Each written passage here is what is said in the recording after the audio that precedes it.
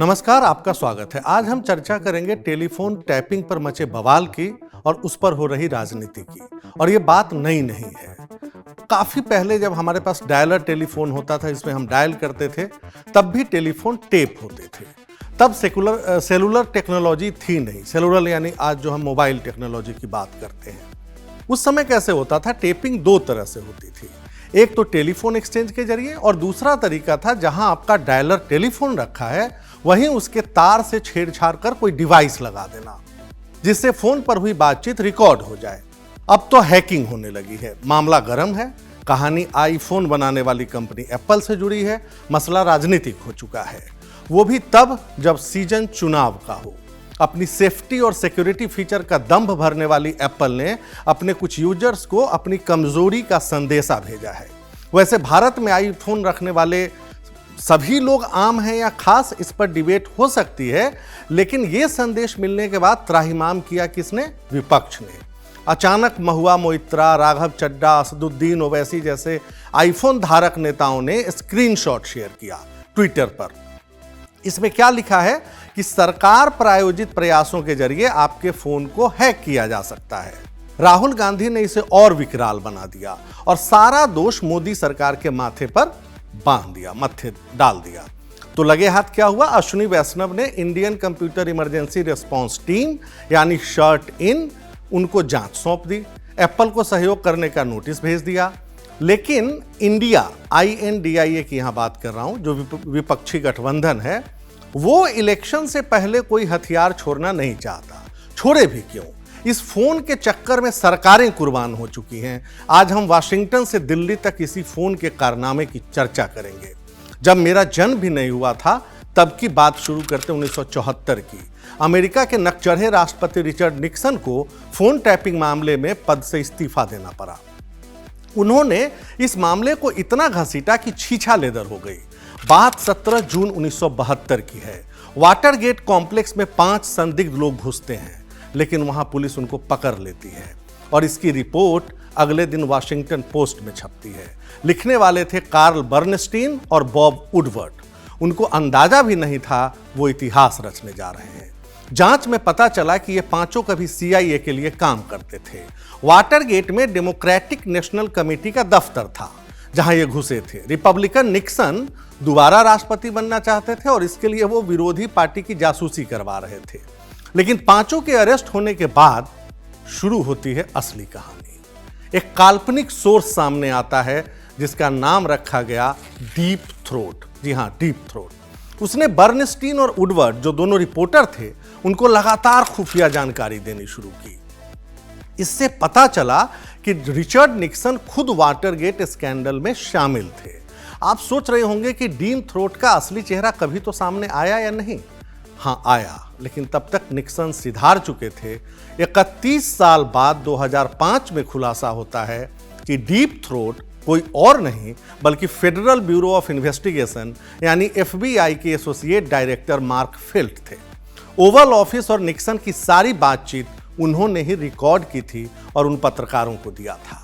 जब senate committee ने Nixon को दोषी पाया तब उनके पास पद से इस्तीफा देने के अलावा कोई और चारा नहीं था।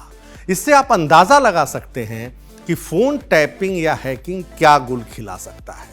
अब आप सोचेंगे भारत में क्या इसका इतिहास है? अरे भाई, बहुत दिलचस्प है। यहां तो एक CM को इस्तीफा देना पड़ा। ये थे कर्नाटक के रामकृष्ण हेगड़े। साल था 1988। खुलासा होता है कि वो कांग्रेस के कई नेताओं के फोन टेप करवा रहे थे। उनसे पहले गुंडू राव CM थे और तब भी अब बड़े नेताओं में शामिल कुछ नेताओं को जानते होंगे आप, जो मिलेनियल्स हैं। A बंगारप्पा, KH पाटिल, इन समेत 50 नेताओं के फोन टेप हुए और यह सब हुआ 81 से 83 के बीच, 1981 से 1983 के बीच। और आज BJP पर फोन हैकिंग का आरोप लगाने वाले राहुल गांधी, उनको अच्छी तरह पता होगा कि इतिहास की इस काल कोठरी में कांग्रेस का चेहरा सबसे स्याह है, काला है। CBI से लेकर कर्नाटक की कहानी इसकी तस्दीक करती है। जब 1990 में चंद्रशेखर ने VP सिंह सरकार पर उनके फोन टेप कराने का आरोप लगाया तो एक बड़ा धमाका हुआ।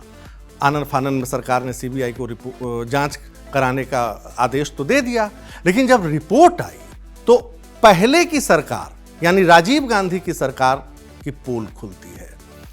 और इससे पहले एक वाकया है 1981 का, तब चिट्ठी पत्री हम लोग मेल भेजा करते थे तब में, तो वो इंदिरा गांधी ने उसकी थोड़ी जासूसी करवाई, कुछ ऐसा रिपोर्ट्स आई और बहुत किरकिरी हुई। उससे ज़्यादा सीबीआई की रिपोर्ट से राहुल गांधी के पापा की किरकिरी हुई। रिपोर्ट के मुताबिक 1984 से 87 के बीच राजीव गांधी सरकार ने न सिर्फ विरोधियों के बल्कि अपनी ही सरकार के मंत्रियों के फोन टेप कराए। इसमें बड़े नाम शामिल थे, केसी पंत, आरिफ मोहम्मद खान, करुणानिधि, चिमन भाई पटेल, AR अंतुले और जयललिता से जैसे नाम इसमें शामिल थे। फिर मनमोहन सिंह का राज आता है, UPA 1, UPA 2, वही कहानी दोहराई जाती है। आप देखिए ग्राफिक्स में कैसे 2010 शरद पवार और ललित मोदी की बात रिकॉर्ड की गई और फिर ललित मोदी को निकालने का दबाव बना। मामला IPL की बिडिंग से रिलेटेड था। दूसरा वाकया 2007, दिग्विजय सिंह पंजाब के एक नेता से बात कर रहे थे। कांग्रेस वर्किंग कमेटी का चुनाव होना था और उसी को लेकर बातचीत जो थी वो फोन टेप हो रहा था। तीसरा वाकया 2007, नीतीश कुमार बिहार भवन से साउथ ब्लॉक निकलते हैं और कार में हैं, रास्ते में किसी साथी से केंद्र से मिली सहायता पर बात कर रहे होते हैं और कोई तीसरा उनकी बात सुन रहा होता है। 2008, ऐतिहासिक तारीख, क्योंकि अमेरिका के साथ ऐतिहासिक परमाणु समझौते को रेटिफाई किया जाना था संसद में और वामपंथी आंख तरेर रहे थे। उस समय प्रकाश करात का ही फोन टेप होने लगा। फिर तो उसके बाद आपने नीरा राडिया के टेप्स देखे, सुने, उसने तो मनोरंजन ला दिया। ठहाके और चाशनी से भरे हुए टेप, न जाने कितनों की राज खुली, पोल खुली, हुआ कुछ नहीं। रतन टाटा की पिटीशन पर सीबीआई ने सुप्रीम कोर्ट को बताया कि टेप से किसी आपराधिक साजिश की बात साबित ही नहीं होती। ये पिछले साल की बात है। हालांकि सुप्रीम कोर्ट आधार कार्ड वाले मामले में भी ये बता चुका है कि प्राइवेसी को तरजीह देना बहुत जरूरी है। पर कानून क्या कहता है और संविधान क्या कहता है? तो हमारे संविधान के अनुच्छेद 21 में निजी आज़ादी का जिक्र है, जिसमें निजता का अधिकार शामिल है। लेकिन यह भी लिखा है कि कानून के प्रावधानों के मुताबिक ही ऐसा किया जा सकता है, यानी अनकंट्रोल्ड फ्रीडम नहीं है। यहाँ हम आपको 5 पॉइंट समझाते हैं। तो राज्यों में वहाँ की पुलिस ये काम करती है, लेकिन गृह विभाग के सचिव से लिखित स्लिप लेना पड़ता है, साइन करवाना पड़ता है। केंद्र में कौन कर सकती है ये काम?